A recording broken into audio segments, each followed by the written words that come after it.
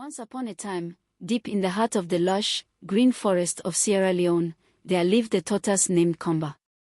Komba was a curious creature, with a hard, patterned shell that carried the weight of many years, and sharp eyes that twinkled with both wisdom and a hint of mischief. Though he was not the fastest or the strongest, Komba was known far and wide for his cunning and cleverness. He had a reputation for getting what he wanted, often through wit rather than strength. One day, as the seasons were changing and the air was filled with the sweet songs of birds, Komba overheard a conversation among a group of birds perched in the trees above him. The birds were preparing for a great feast, a celebration in the sky that only they were invited to. The feast would be held high above the earth, in a place where the fruits were sweeter than honey and the grains were more abundant than anywhere else. As Komba listened, a plan began to form in his mind. He longed to attend this feast, to taste the delicious food and enjoy the company of the birds. But there was one problem: Komba was a tortoise, and tortoises could not fly. Undeterred, Komba waited until the birds had finished their preparations and were about to take flight. He then approached them with a humble and sorrowful expression. "My dear friends," Komba said, bowing his head low, "I have heard of the magnificent feast you are about to attend. I, too, would love to join in the celebration and taste the wonderful food. But as you know, I am a tortoise, and I cannot fly like you. I beg you, please, let me come with you.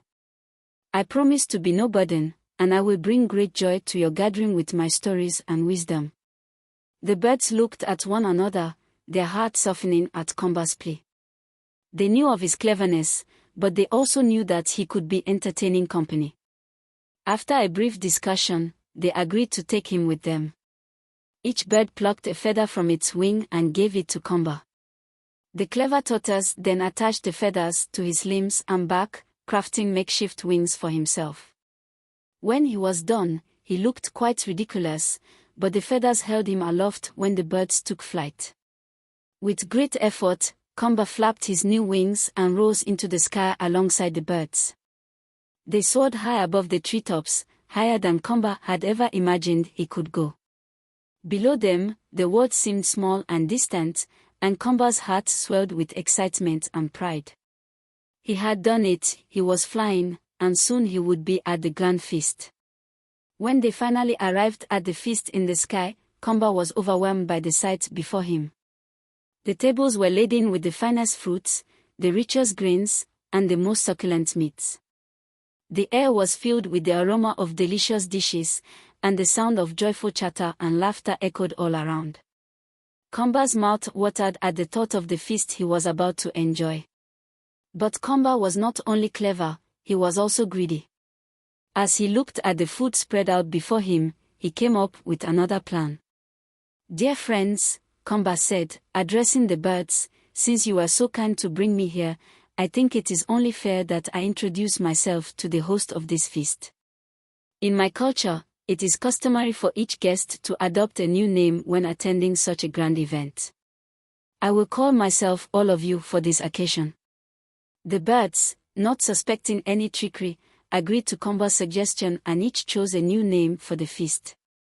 Pleased with himself, Komba waited until the food was served. When the first dish was brought out, the host of the feast, who did not know the birds by their new names, asked, "For whom is this dish prepared?" Komba, quick as ever, responded, "It is for all of you." The host, believing that Komba meant the food was for everyone, placed the dish in front of Komba. Komba wasted no time and began to eat greedily, savoring every bite. The birds watched in confusion but said nothing, thinking perhaps it was just a mistake. But as each new dish was brought out, the same thing happened. The host would ask, "For whom is this dish prepared?" and Komba would answer, "It is for all of you," claiming the food for himself each time. As the feast went on, the birds grew hungry and began to realize what was happening. Komba was eating all the food, leaving nothing for them. Their confusion turned to anger, but Komba, engrossed in his gluttony, paid no attention. He continued to eat until he was so full that he could barely move. Finally, the birds could take no more. They confronted Komba, their feathers ruffled with fury. "Komba," they cried, "you have tricked us. You have eaten all the food meant for everyone. How could you be so greedy?" Komba, his belly full and his cleverness spent, looked up at the birds with a sly grin. "Oh, my friends," he said, "it was not I who ate all the food, but all of you. I only did as the host instructed." The birds, however, were not amused by Komba's wordplay. They were furious, and they decided to teach the tortoise a lesson he would not soon forget. With a loud cry, they swooped down on Komba and began to pluck the feathers from his makeshift wings. Komba struggled and pleaded, but the birds were relentless. They stripped him of his feathers until he was once again a flightless tortoise. Realizing the gravity of his situation, Komba looked around desperately. They were still high up in the sky, far above the earth. Without his wings, Komba had no way to return home safely. The birds, having had enough of his greed, flew away, leaving him alone in the vast expanse of the sky. Komba was terrified. He knew that if he fell from such a height, he would surely die. But there was nothing he could do. As the last of the birds disappeared into the distance, Komba began to plummet towards the earth, his heart filled with regret and fear. The wind rushed past him as he fell, faster and faster, the ground coming up to meet him at a terrifying speed. In those moments, Komba thought of all the mistakes he had made, of how his greed had led him to this point. He wished with all his might that he could go back and change what he had done, but it was too late. As he neared the ground, Komba closed his eyes, bracing for the impact.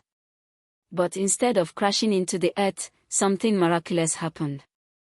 His hard shell, the very shell that had protected him all his life, absorbed the shock of the fall. Komba hit the ground with a great thud, but he did not shatter. Instead, his shell cracked in 1,000 places, but it held together, saving his life.